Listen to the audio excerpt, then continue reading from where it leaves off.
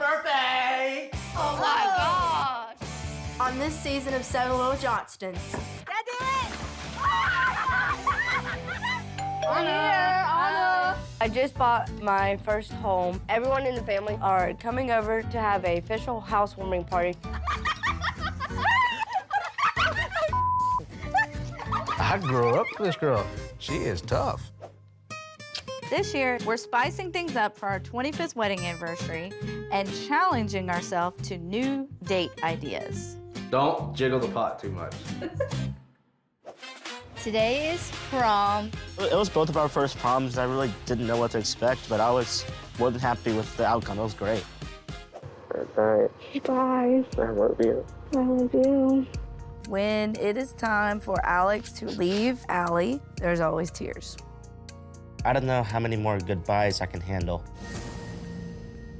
We've got some really big news to tell. Yep. I'm feeling super nervous about it. Bryce and I will be having a baby. I think it'd be safe to say that all three of us might have had a little bit of disappointment. My biggest concern is healthcare. Elizabeth being a little person having achondroplasia dwarfism obviously puts her in the high-risk category. Achondroplasia. In that moment there, we were literally minute by minute on if we were going to leave a hospital with a baby or without a baby. Amber says in People's exclusive look at the new season of the TLC show, which returns January 7th. Trent and Amber Johnston are celebrating another marriage milestone, but it's sure to bring the waterworks. In People's exclusive first look at the upcoming season of Seven Little Johnstons, Amber and Trent's 5 children organize a sweet surprise in honor of their 25th anniversary. The siblings lead their parents through their family home, where each room represents a special moment in their family's history. When it's time for Jonah's tribute to Amber and Trent's anniversary, things get teary-eyed when he plays a home video of his birth, and the Johnstons look back at his scary premature arrival. As the video plays on screen, the Johnstons watch footage of Jonah straight out of the womb. "Little that cute baby," a nurse checking his vitals says in the video. "He just needs a little help breathing right now, but he's coming around. He's looking good. He's starting to breathe some on his own." Trent can be seen anxiously looking over Jonah as healthcare professionals explain that they've inserted a tube in his lungs helping him breathe. "Sometimes babies just need a little what we call a jump start," the nurse tells Trent, who nervously replies, "God, does he?" As he's reassured about Jonah's condition on screen, Amber wipes away tears from her eyes as she watches the footage.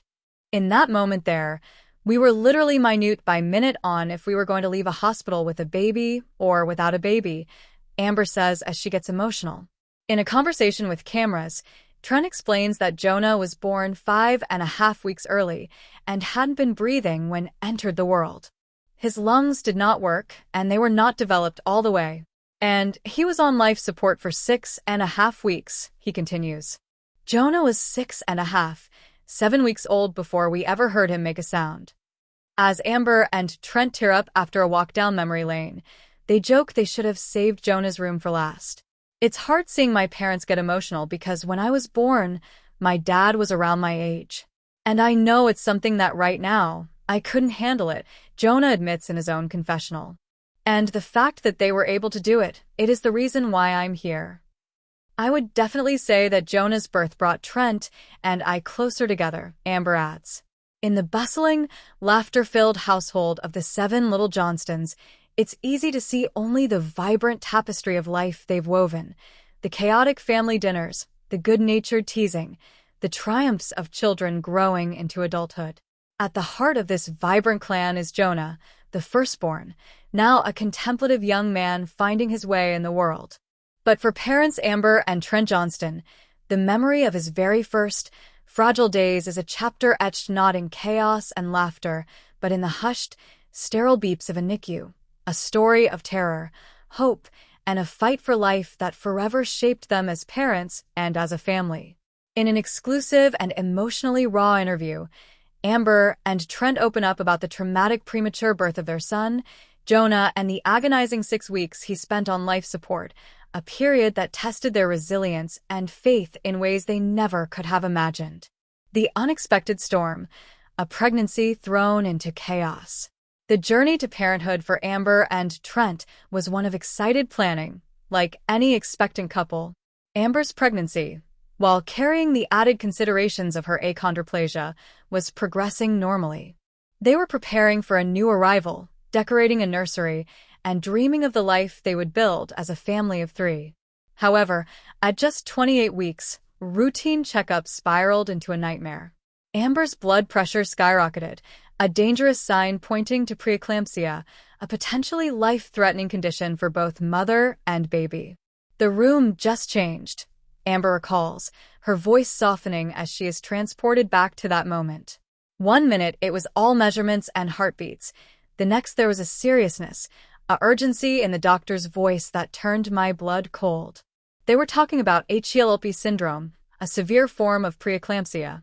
It was like hearing a foreign language, but the tone told me everything. It was an emergency. The medical team delivered the stark news. An immediate emergency C-section was necessary to save both their lives.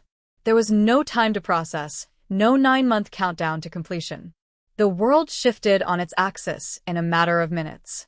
We went from planning a baby shower to preparing for a life-or-death surgery, Trent says, his usually jovial demeanor replaced by a somber gravity.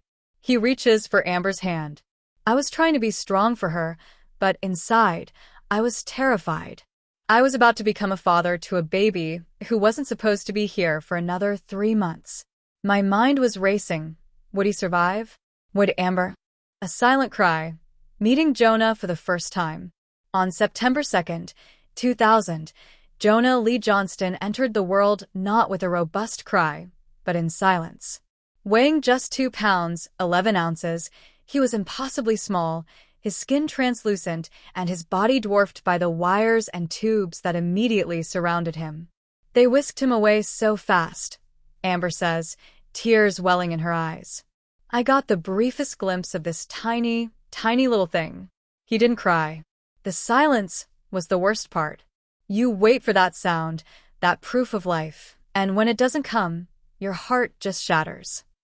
Trent followed the neonatal intensive care unit, NICU, team, a lone figure trailing behind a flurry of controlled panic. I remember just staring through the isolette, he recounts, his own eyes glistening. He was so fragile. He had a ventilator tube taped to his face. His little chest was vibrating from the machine. He was fighting already, and we couldn't do anything but watch. The diagnosis was severe. Jonah was born with underdeveloped lungs, a common but critical challenge for micropreemies. He was immediately placed on a ventilator, a machine that would breathe for him, marking the beginning of his long dependence on life support. The roller coaster of the NICU, an agonizing wait. The following 6 weeks were a brutal marathon of infinitesimal gains and devastating setbacks, a roller coaster that defined the term NICU life. Amber and Trent's world shrank to the 4 walls of the hospital. Their lives were measured in grams gained, oxygen saturation levels, and the dreaded alarms of the monitors. You live in 5-minute increments, Amber explains. Every beep, every flicker of a number on a screen, sends a jolt of adrenaline through you. Is he okay? What's happening? You become an expert in medical terminology you never wanted to know. The emotional toll was relentless. The simple, primal desire to hold your child was a complicated, often impossible, ritual. We had to kangaroo care, which is skin-to-skin contact, but it was a huge production with all his lines and tubes, Amber says. But those moments, feeling his tiny heart beating against my chest, were the only things that felt real. They were our lifeline. Trent found his role as the steadfast guardian, balancing his time between the hospital and the outside world. I felt like I had to be the rock. For Amber, for Jonah. But I had my moments alone in the hospital parking garage where I'd just break down. The fear was a constant companion.